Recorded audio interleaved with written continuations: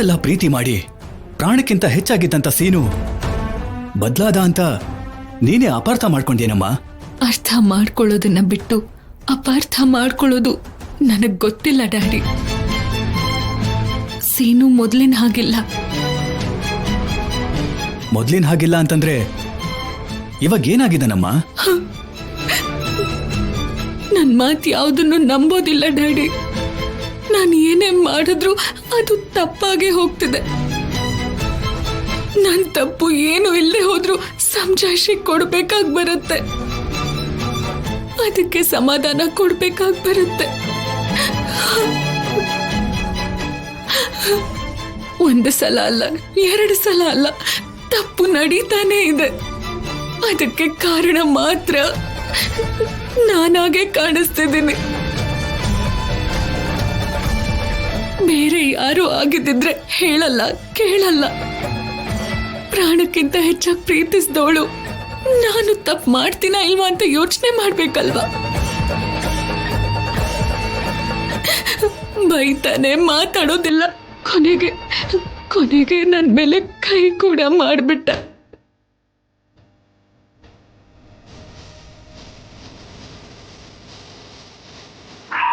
ನೀನೇನ ಇದನ್ನು ಮುರಿದಿದ್ದು? ನಾನೇ ಮುರಿದು ಹಾಕಿದ್ದು.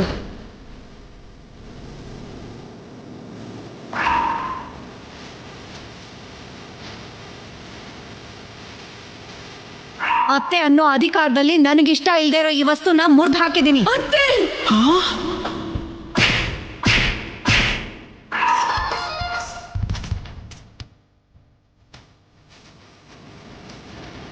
ಸೀನು ಹೊಡೆದಿದ್ದಕ್ಕೆ ಕೂಡ ನನಗೆ ನೋವಾಗ್ತಿಲ್ಲ. ನಾನು ಹೇಳಿದ್ರು ನಮ್ದೇ ಇದ್ದಿದ್ದಕ್ಕೆ ತುಂಬಾ ನೋವಾಯ್ತು. ನನ್ನ ಕಡೆಯಿಂದ ಯೋಚನೆ ಮಾಡದೇ ಇದ್ದಿದ್ದಕ್ಕೆ ನೋವಾಗಿದೆ. ಸತ್ಯ ಯಾವುದು ಸುಳ್ಳು ಯಾವುದು ಅಂತ ತಿಳ್ಕೊಳ್ಳೋ ತಾಳ್ಮೆ ಸೀನುಗೆ ಈಗ ಇಲ್ಲ ಡ್ಯಾಡಿ. ಯಾರು ಏನೇ ಹೇಳಿದ್ರು ನಂಬ್ತಾನೆ. ನಾನು ಏನ್ ಹೇಳಿದ್ರು ಅದನ್ನ ನಂಬೋದೇ ಇಲ್ಲ.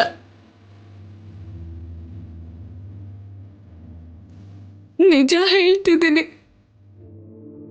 ನಾನು ಯಾವ ತಪ್ಪು ಮಾಡಲಿಲ್ಲ ಡ್ಯಾಡಿ. ಆದ್ರೆ ಪ್ರತಿ ಸಲ ನನ್ನ ಕಡೆ ಬೆರಳು ಮಾಡಿ ತೋರಿಸ್ತಾನೆ ಇದ್ದಾನೆ. ನನಗೆ ಬೈತಾ ಇದ್ದಾನೆ. ಮದುವೆಗೆ ಮುಂಚೆನೆ ಹೀಗಿದ್ರೆ ನಾಳೆ ಮದುವೆ ಆದ್ಮೇಲೆ ಇನ್ನು ಹೇಗಿರ್ತಾನೆ? ಇಲ್ಲ ಡ್ಯಾಡಿ, ನಾನು ದೂರ ಆಗ್ತಿರೋದಕ್ಕೆ ತುಂಬಾ ನೋವಾಗ್ತಿದೆ ಡ್ಯಾಡಿ.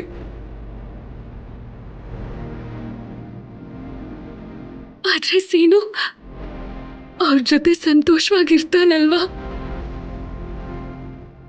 ಅದಕ್ಕೆ ನಾನು ಪ್ರೀತಿಸ್ತಿರೋ ಸೀನುಗೆ ಈ ಕುಟುಂಬನ ಬಹುಮಾನವಾಗಿ ಕೊಟ್ಟು ನಾನೇ ದೂರ ಆಗ್ಬಿಡ್ಬೇಕು ಅಂತ ಈ ನಿರ್ಧಾರ ತಗೊಂಡೆ.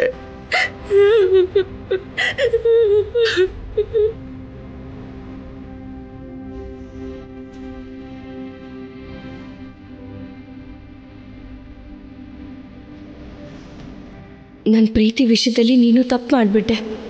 ಯಾಕೆ ಮಾಡಿದ್ಯೋ ಗೊತ್ತಿಲ್ಲ. ಆದರೆ ನಿನಗೂ ಸೀನು ಮಾವಂಗೂ ಹೇಗಾದರೂ ನಾನೇ ಮದುವೆ ಮಾಡಿಸ್ತೀನಿ. ಈ ವಿಷಯನ ಅಮ್ಮಗೆ ಹೇಳಲೇಬೇಕು.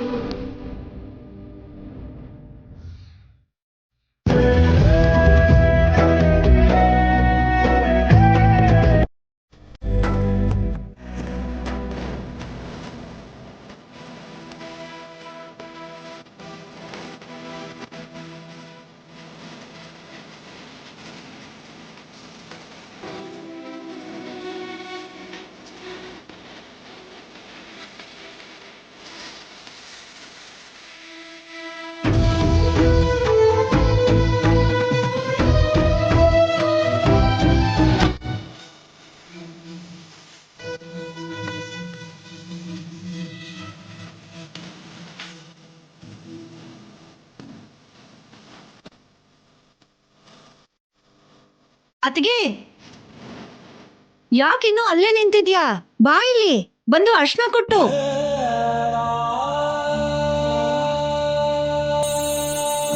ಈ ಮನೆ ದೊಡ್ಡ ಸೊಸೆ ಅಕ್ಕ ನೀವು. ಎಲ್ಲದಕ್ಕೂ ಮುಂದೆ ನಿಂತು ನಡ್ಸೋದ್ ಬಿಟ್ಟು ಅಲ್ಲಿ ಯಾರ್ದೋ ಮನೆ ಶಾಸ್ತ್ರ ಅನ್ನೋ ತರ ದೂರ ನಿಂತಿದ್ರೆ ಹೇಗೆ? ಜಾನಕಿ, ಸೀನು ಪದ್ಮನ್ ಹೊಟ್ಟೆಲ್ ಹುಟ್ಟಿದಾನಷ್ಟೇ, ಬೆಳೆದಿದ್ದೆಲ್ಲ ನಿನ್ ಕೈಯಲ್ಲೇ ಅಲ್ವಾ? ನಿನ್ ಮಗನ್ ಮದ್ವೆ ಆಗ್ತಿದ್ರೆ ನೀನ್ ಹೀಗ್ ನಿಂತ್ರೆ ಹೇಗೆ? ಬಾತ್ಗೆ ಬಾ. ಬಂದು ಮೊದ್ಲು ನಿನ್ ಕೈಯಾರೆ ಅರ್ಶನ ಕೊಟ್ಟು ಬಾ. ನಾನ್ಯಾಕೆ ಪದ್ಮ?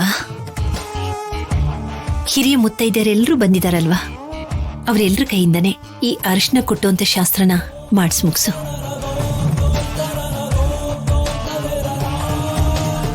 ಈ ಮನೆ ದೊಡ್ಡ ಮುತ್ತೈದೆ ನೀವೇ. ನಿಮ್ ಕೈಯಲ್ಲಿ ಈ ಕಾರ್ಯಕ್ರಮ ಶುರು ಮಾಡಿದ್ರೆ ಒಳ್ಳೇದಾಗತ್ತೆ. ಬನ್ನಿ. ಏನತ್ತೆ, ನನ್ ಮದ್ವೆ ಅಂದ್ರೆ ಎಲ್ಲರಿಗಿಂತ ತುಂಬಾ ಸಂತೋಷವಾಗಿದ್ದವ್ರು ನೀವು. ನನಗ್ ನಮ್ಮಮ್ಮ ಹೇಗೋ ನೀವು ಹಾಗೆ. ನೀವ್ ಹೀಗ್ ಬೇಜಾರು ಮಾಡ್ಕೊಂಡಿದ್ರೆ ನನಗ್ ತಡ್ಕೊಳಕ್ಕಾಗಲ್ಲ.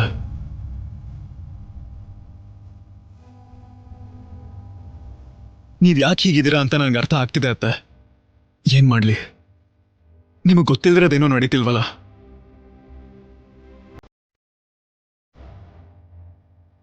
ಜಾನಕಿ, ಈ ಮದ್ವೆ ನಿನ್ ಕೈಯಲ್ಲೇ ನಡಿಬೇಕು ಅಂತ ಅವನ ಆಸೆ. ನೀನ್ ಹೀಗಿದ್ರೆ ಹೇಗಮ್ಮ? ಜಾನಕಿ,